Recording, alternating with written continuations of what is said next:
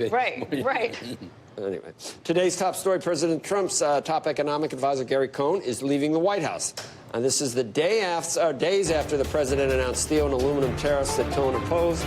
A reaction coming in from Wall Street, including from Goldman Sachs CEO Lloyd Blankfein, tweeted that Gary Cohn deserves credit for serving his country in a first-class way.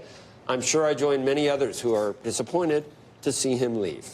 Another big story that we are following is the fallout from President Trump's tariffs announcements. The EU trade chief warning today that the bloc will react in a proportionate way. In the meantime, a spokesperson for the World Trade Organization says that members have been expressing what they call both commercial and systemic concerns about U.S. tariffs plans and feared tit-for-tat trade actions. Canada also weighing in, saying that the tariffs could be opening Pandora's box. And then there's President Trump also weighing in with his thoughts on the issue this morning via tweet. He writes, from Bush 1 to present, our country has lost more than 55,000 factories, 6 million manufacturing jobs, and accumulated trade deficits of more than $12 trillion. Last year, we had a trade deficit of almost $800 billion. Bad policies and leadership must win again. Hashtag MAGA. Let's get straight to our newsmakers this morning, and that would be U.S. Secretary of Commerce Wilbur Ross, who's also joined with a special guest. That's U.S. Steel's President and CEO David Burritt. Gentlemen, thank you both for being with us today. Good to see you, Becky. Good to see both of you. Wilbur, we know that we're going to be talking about trade and tariff, and I'd very much like to get to those issues. But, Mr. Burritt, I believe you have some news that you're going to be talking about this morning, too. You have facilities that have been idled because of the price of steel that you are planning on reopening. Why don't you tell us a little bit about that? Well, thank you very much for having us, and we're really excited to be able to tell our employees and the community in Granite City, Illinois, that we will be calling back 500 employees. This feels like the beginning of a renaissance for us. We're finally doing the right thing for American workers after decades of unfairly traded steel into the United States. So we're really happy and delighted to share with everybody that we're getting back on track after so many years. Mr. Burritt, the Granite City facilities had been idled since December of 2015. What happened? What caused the idling? Well, it's the unfair trade. You know, if you're not, if you don't have customers here to sell to and you can't make money, you have to shut them down. And we've seen our facilities go from 15 facilities here in the most recent years down to 7. The thing to remember here is that U.S. Steel was the original iconic corporation. Back in 1901, we actually had a value of $1 billion, a market capitalization of $1 billion. And in January of 2016, we were actually less than $1 billion. And here we are working hard every day, trying to get the things back on track. And we finally get some good news because we got some courageous leadership in the administration. And big thanks to Commerce Secretary Ross and certainly President Trump for taking the leadership and righting some wrongs. It's really important that we get this right, and finally it's happening. One more very quick question. What we've heard in the pushback from people on the opposite side of this issue this week has been that, look, the jobs aren't going to come back regardless, that so much has been automated in the steel industry and in the aluminum industry. What do you say to that argument? Well, I think the jobs are coming back, and for every job that comes back, the statistics that we've seen is that for every job that comes back, you multiply it by about 7. So there will be jobs coming back. And, you know, you think about U.S. Steel, we're an integrated mill. So we have mine sites in Minnesota. We have we go to Appalachia for our coal. And so when we bring back jobs, it has impacts on our surrounding communities. But the more important issue here is you got to be able to make stuff in the United States. And if you take away our ability to make things, to manufacture things, you don't really have a society. You know, just think about the way the UK was. You used to have a big manufacturing base. It went away. And if you don't make stuff, you can't have a strong country. You can't protect yourselves, and you go by the way of Greece or maybe Puerto Rico. We have to be able to make things in the United States. It's really important that we do. That's the bigger issue. If you take away the steel industry, you're going to be held hostage to those outside this country, and you won't be able to take care of yourself. That's the real issue.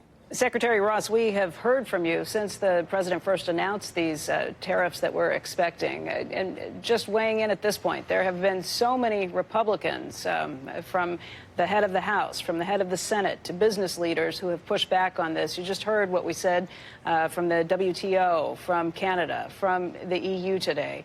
Is it your understanding, will there be any carve-outs for this? Will there be any exemptions for these rules?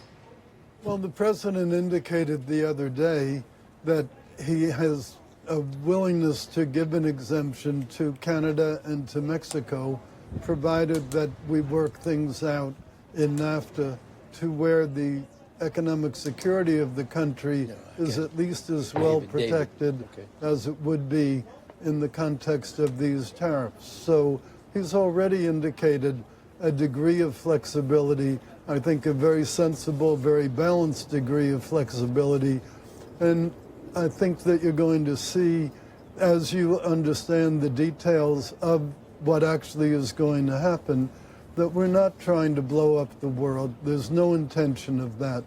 We want to balance our needs to fix the trade deficit with the needs of the economy and the needs of the global economy itself. David, I have a question for you, if I may.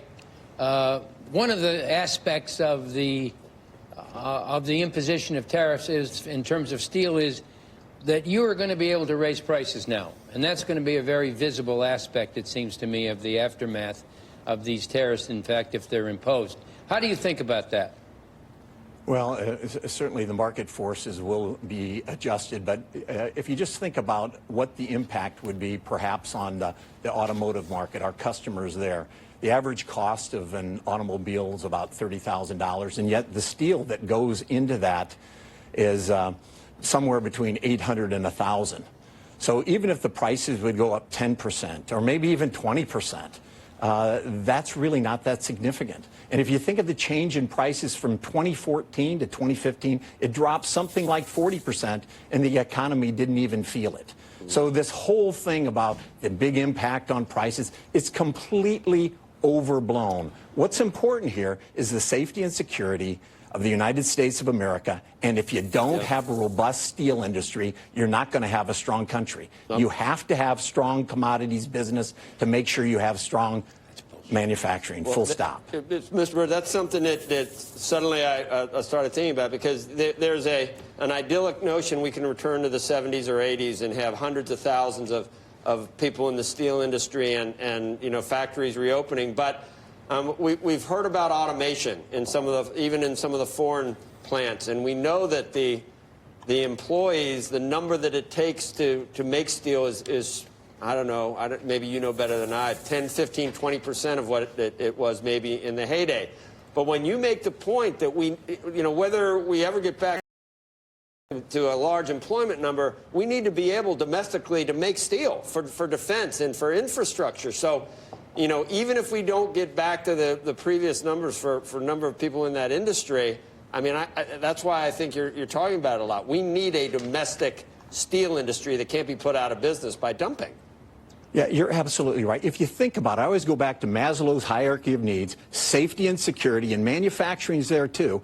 Self-actualization is kind of the Instagram, the Facebook, the Twitter, all those kind of things that go on. If you take this away, our country can't self-actualize. If we don't have manufacturing, we can't build the weapons to protect our nations. We can't make things that to make this country viable. You know, you could see a dust up at some point in time, and if we're not manufacturing anything, we have these countries come against us, and about the only thing we can do is unfriend them on Facebook. We have to be able to make things in the United States to be viable. That's the key issue. The other argument might be a losing one, because maybe more people in other industries